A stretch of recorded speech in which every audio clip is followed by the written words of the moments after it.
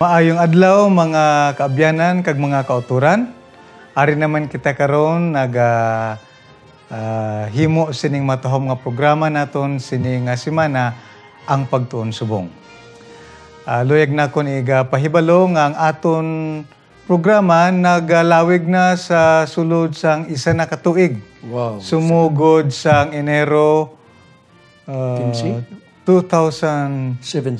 Oh, Kag amon gid ginapasalamatan ang inyong padayon nga pagsunod sining programa naton, labi na sa aton nga technical crew, Sir Ayan, Sir Ray, Sir Fred, kag sa aton matutom nga mga estudyante nga nagatabang sa aton nga hilikoton, kag labi na sa aton nga mga guest nga nangin kaupod naton sa sulod na sang isa ka tuig, kag sa inyo gid nga pagsunod, no?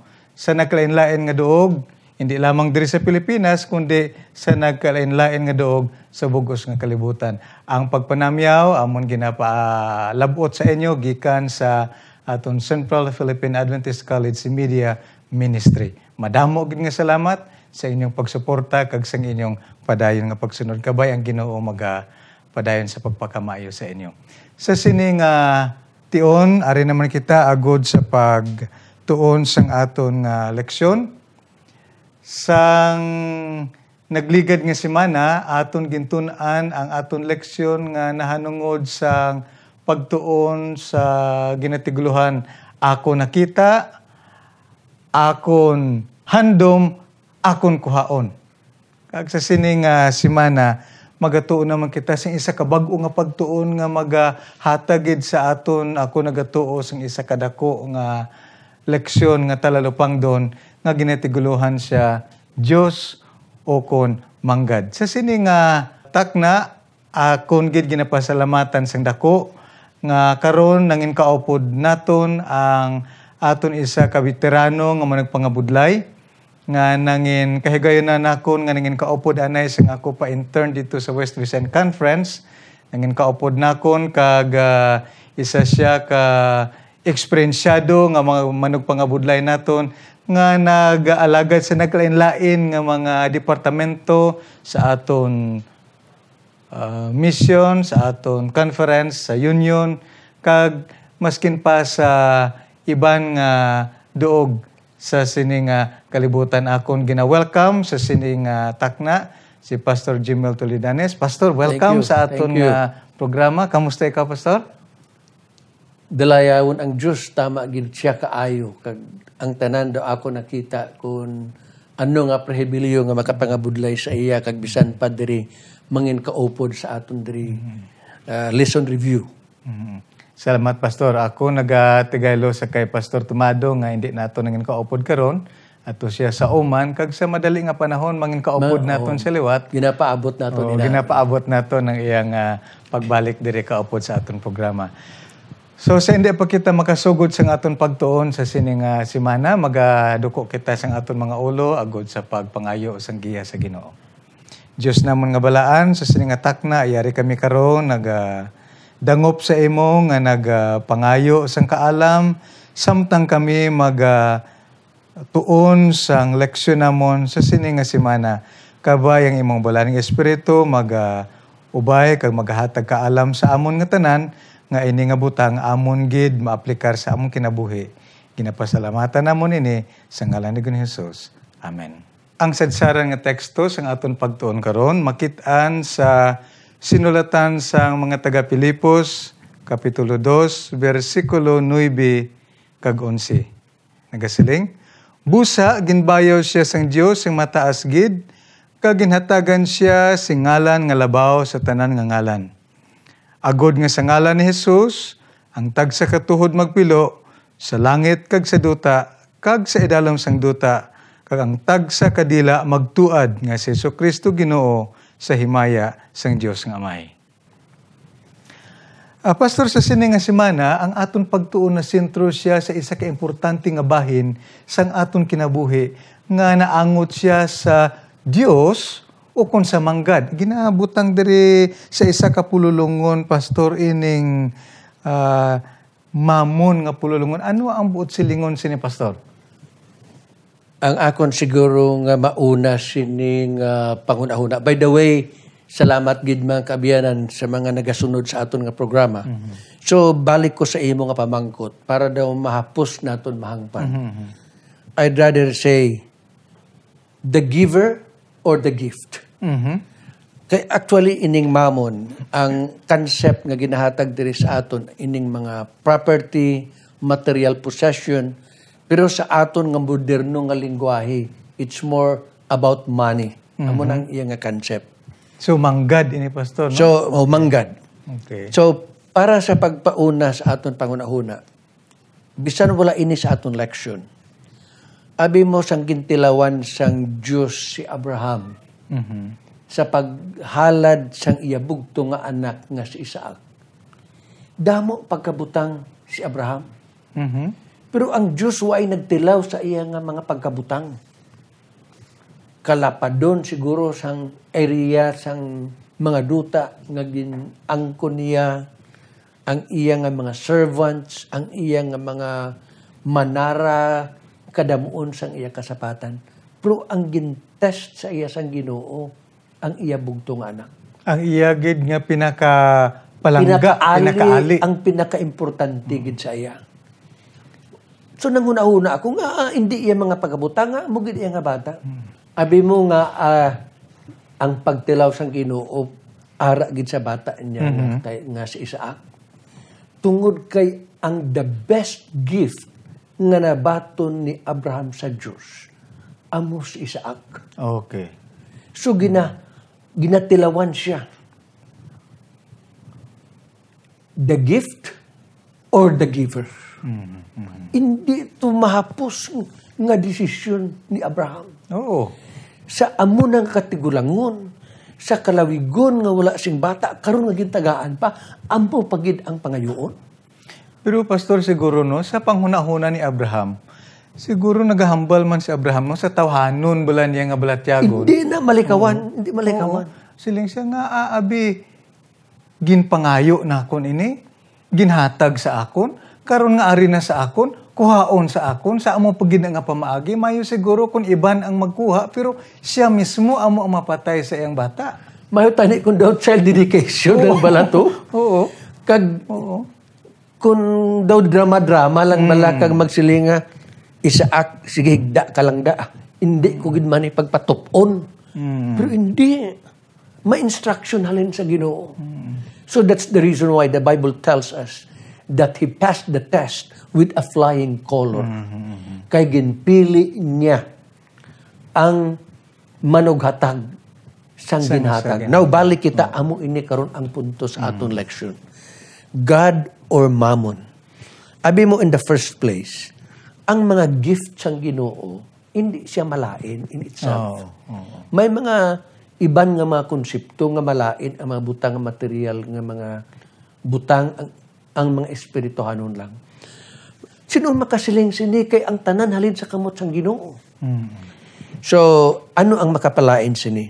Abi mo sa record sa Lucas Kapitulo 12, versikulo 20 kag 21, Pastor Aragon, ginhambal diri sang Ginoo, inibala sa rich fool,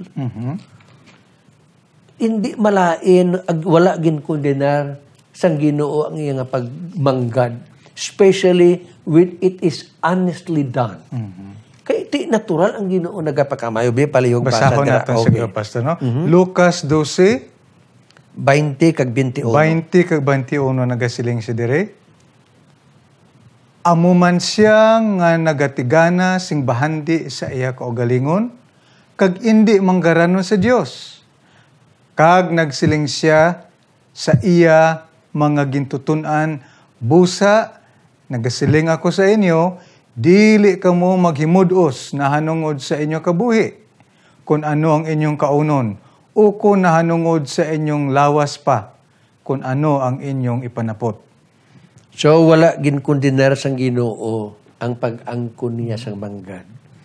Ang hindi niya pagkamanggaranon sa Diyos o kun sa mga espirituhanon nga butang. But silingon, Pastor, ining mga pagkabutang nga ginatugyan sa aton sang Ginoo, hindi malaot. Ini pasalamatan naton. Pasalamatan naton ini. Hindi sayop ang magmanggaranon. Kundi nga kung mayara kita nga manggad, pasalamatan ta sa Ginoo. Pero anong problema sini kung ara sa aton ang kamanggaran? Pastor, anong mga posibilidad nga mahitabo sa aton ayhan? Siguro, malambutan naton ina. Pero una, vesgid, kinanglan ang tao makahangop nga ang Diyos gid ang manunuga. Kag ang aton leksyon nagatudlo sa aton that Jesus is the Creator. Okay. Sa Genesis 1:1 nga very popular bisan sa gagmayng mga bata, in the beginning, God. Sa ginsuguran, Diyos. So, Diyos gid amo ang sadsaran. Kagin palig-on pag-ina sa Juan Kapitulo 1, 1 tubtub sa 3, in the beginning was the Word, and the Word was with God, and the Word was God. Kag wala sang butang nga natuga, nga hindi pinaagi sa iya. So aton gid hangpon nga ang Diyos gid amo ang manunuga. I do not know ano yung panguna-una mo, Pastor Aragon. Kita mo sa pagpanuga sang Diyos halin sa nauna, ikaduwa, and partly sa kanom. Kag ang pinaka matawag naton siguro the glorious part of God's creation ang pagtugas ng tao. Kaya sa akon lang gintugot sang Ginoo nga ang tanan natuga kag ang tao among katapusan. Agud mabutang sa iya nga ang Dios gid amo ang nagtugas ini tanan. Hindi siya o kun wala sing rason nga may butang nga ang kunon siya. So, isa ina ka-basic. In the first place, kung ang tao manguna-una gani, nga siya ang tag-iya, nga i-detach mo sa Ginoo, nagaabot ang pagsalig sa kaugalingon. Sakto na, Pastor, no? Masiling bala kung kaisa sa aton mga kaiglesihanan. No, may ara kung kaisa nga mga kahigayonan nga makasiling kung kaisa ang mga katawhan kung wala ako, wala man ina. Kung hindi ako nagpanikasog, ina, wala man. Ti ang nahimo, Pastor, nga daw ang nasintro na bala, nga kaugalingon na, nga kung wala siya, wala ina nga butang nahimo. No, Pastor? Sa imo. Kag amo manggid na gihapon ang basic sa kay Lucifer. Kung diin siya nahulog sa sala. Kay kung ang tao nagasalig sa kaugalingon, ang dason siya bugal. And pride leadeth to destruction. Nadumduman akong, Pastor, may ara nga mga estudyante nga nakapasar sa board exam. Siling sang isa ka estudyante, baw, na timingan gid, na tsansahan gid nga nakapasar ako. Pero may isa iya ka estudyante nga nagasiling, baw, himaya sa Ginoo, nakapasar ako. No, so kung aton tanaon, may mga panahon bala nga ang kung kaisa kung may mga blessing nga maabot, kung kaisa may tentasyon nga na-timingan gito, mayo lang kay nakatuon ako apang lain ang isa ka direksyon kung ang himaya, kung anuman ang mga blessing nga magaabot sa aton pagpakamaayo, nagahangad kita iya sa pagkilala nga bangod sa Ginoo ini nga mga butang nahitabo. Matuod ina, kayo you see, kung ang tao nagakilala nga ang Diyos amo ang manunuga, ang concept dira nga siya tulungyanan lang. Nga kung ano nga pagpakamaayo, hindi iniiya. Pinahulam lang. Bisan gani ang aton nga kabuhi. Pero bisan nagahatag ta, ang aton ginahatag, hindi man aton, halin taman-tanan sa iya. Dira. So, importante nga concept nga mahangpan sang tanan. Now, isa siyang mga butang diri nga aton man hangpon. Nga gusto bala ni Satanas nga ipalayo ang Diyos sa tao that there is a gap between God and man. That God is not that caring. Ano ayan sa iyong pangunahuna? Ang resolve o kung initiative nga ginhimo sang Ginoo agud mapalapit ang tao sa Diyos sa tapos nga nahulog siya sa sala. Na hinumduman ko, Pastor, ang kahimtang sang tao sa nahulog siya sa sala, sang naipahilayo siya sa Ginoo, imposible na nga ang tao makabalik pa sa Ginoo. Kag bangod sina, ang Ginoo mismo amo ang nagpanaog kag nagpalapit sa tao. Di daw balingag ina sa pagtuon sang yawa nga wala sang pag-care ang Ginoo sa tao. Kaya maskin siya mismo nagpakatao kag nagpanaog sa sining kalibutan agud diya maabot ang tawo nga nagpahalayo sa iya. So it's a slap on the face ni Satanas. Nga ang iya nga gina-advocate, ang iya akusasyon. Nga ang Ginoo nagahatag lang siyang kasuguan, she's tyrant, he's dictatorial, pero diri aton makita nga lain gali ang Ginoo nga aton ginaalagan. Amo na silang isang kalantahon bala, may kabalaka ang Dios bala. Dako gid ang kabalaka sang Ginoo sa aton. Pero isa sang balantayan sang tao bisan nakahibalo kita sa Ginoo. Kung mabasa naton ang Mateo 19, 12 tubtob sa 22, amo balain niyang istorya sang rich young ruler. Mateo 19, 16 tubtob sa 22. Akon basahon, Pastor. Kagyari karon may isa nga nagpalapit sa iya kag nagpamangkot, manunodlo nga maayo. Ano bala nga maayo nga butang nga buhaton ko agud nga akon maangkon ang kabuhi nga walay katapusan. Kag nagsabat siya sa iya, nga abala nagapamangkot ka sa akon kung ano ang maayo. Isa lang ang maayo. Kung buot ka magsulod sa kabuhi, bantay ang mga sugo. Nagpamangkot siya sa iya, ang diin bala. Kag si Jesus nagsabat, dili ka magpatay, dili ka magpanglahi, dili ka magpangawat, dili ka magsaksi sing di matuod, tahor ang imong amay kag ang imong iloy, kag higugmaa ang imong isig kataw subong sang imo kaugalingon. Ang pamatanon nagsabat sa iya, tanan ining butang ginbantayan ko, ano pa bala ang nakulang sa akon? Si Jesus nagsiling sa iya, kung buot ka, mahimpit, lakat ka, ibaligya ang imo pagkabutang kag ihatag sa mga imol, kag may bahandi ka sa langit. Kagyari karon, sunod ka sa akon. Sang nabatian sang pamatanon ang pulong, naghalin siya, nga masinulubon, kay siya may madamo nga mga pagkabutang. Wow, regali, no? Dili lang kita sa mga katapusan abi nga bahin. Gusto man siya magsunod sa Ginoong Hesus. Pero nagapakita nga ang iya matudtuod gid nga Dios amo ang iya manggad. Labaw sang iyang paghigugma sa Ginoo.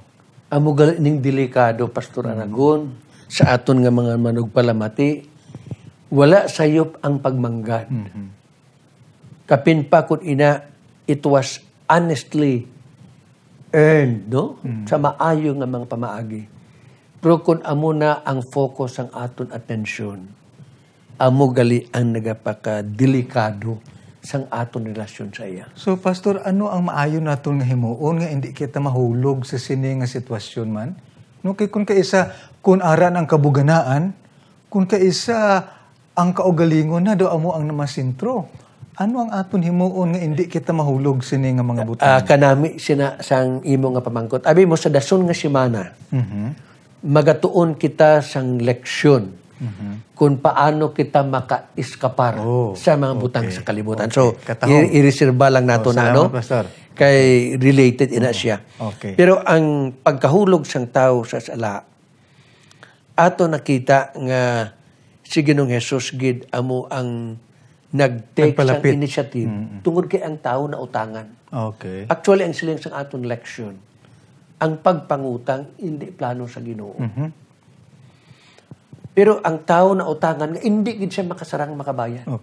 And the only way to pay for that debt, amo ang kamatayon ni Ginoong Hesus. Amen. So, hindi gid kita makabayad. So, by all means, God owns us by creation and redemption. Kay siya gid man ang nagtubo sa aton. So, diri nagapakita kung paano ginhimo ni ang tanan, kita mo ang contrast. Kita ya nga imol gusto ta magmanggaranon. Pero siya manggaranon nagpakaimol. para sa aton. Agud nga magmanggaran kita Oo, sa iya katahong nga no. bugay. Katahong nga punto, Pastor. Abi mo may statement si Martin Luther nga God does not love us because we are valuable. But we are valuable because God loves us. Oo, katahong. And He has manifested that kind of love by sending His Son, Jesus, to us. Kag nagdugang pa siya nga nagsiling that the distance between heaven and earth is infinite. Kung paano nga siya magpanaog diri ang siling ni San Pablo, thanks be to God for His unspeakable gift. Hindi, wala sang pulong nga makalaragway, maka-explain sang dako nga gugma sang Dios. So wala gid pastor sang rason nga mayara kita ipabugal sa aton kaugalingon kay sa aton kaugalingon waay gid kita, no? Ang tanan iya lang gid sang Ginoo. Oo.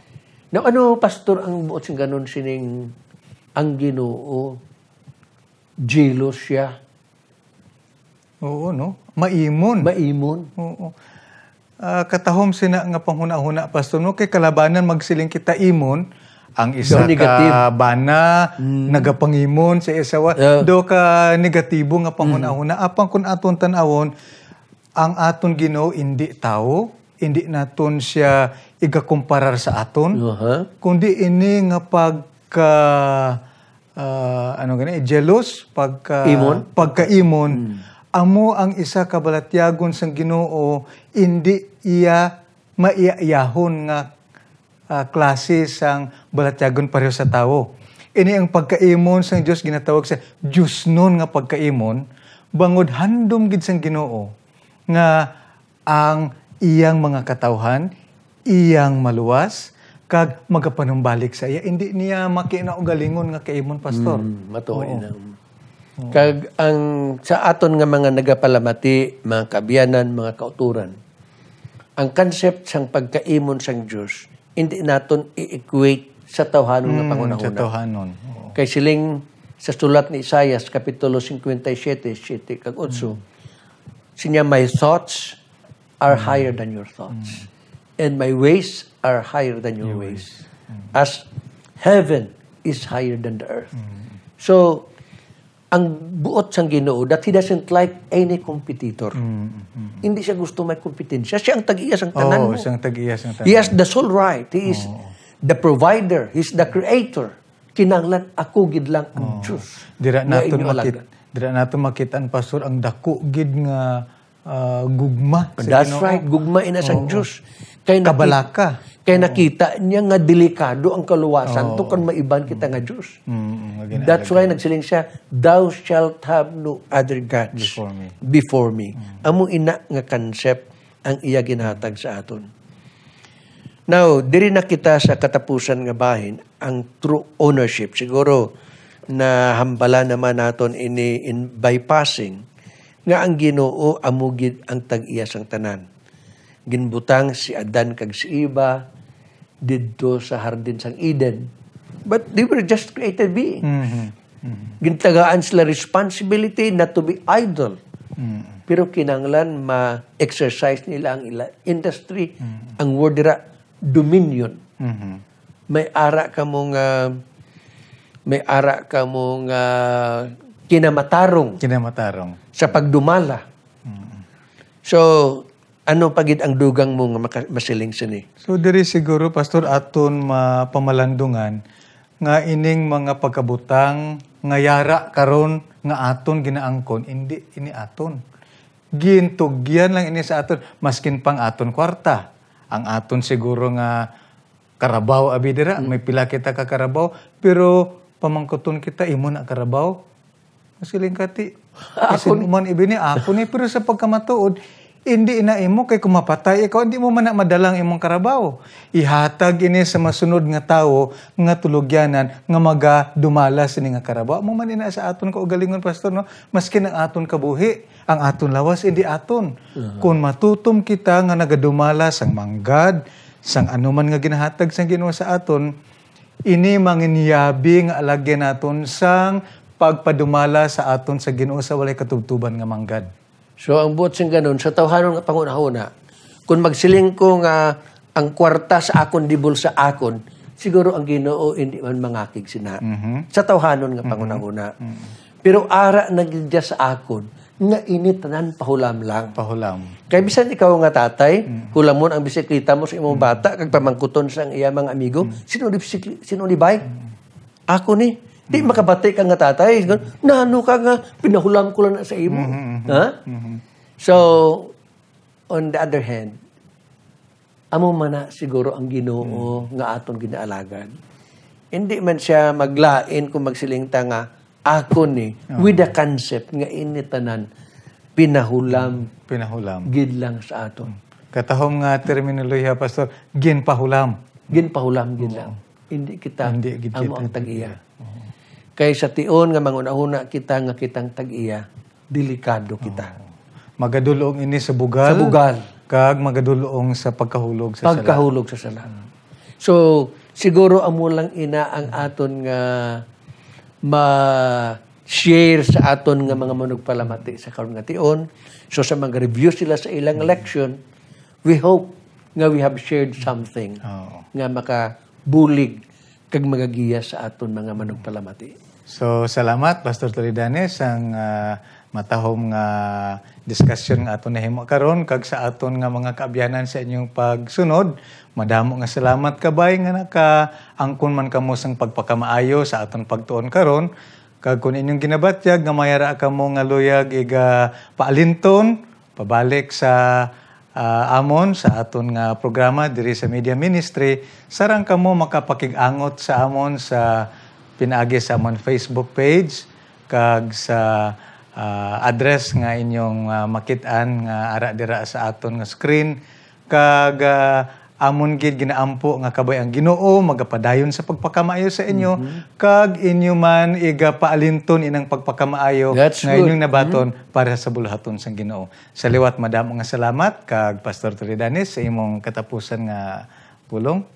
Matuod man kauturan ang aton natun-an karon Diyos o kun manggad, hindi gid kita makadubli sini. Kinahanglan may ara gid kita nga pagpili.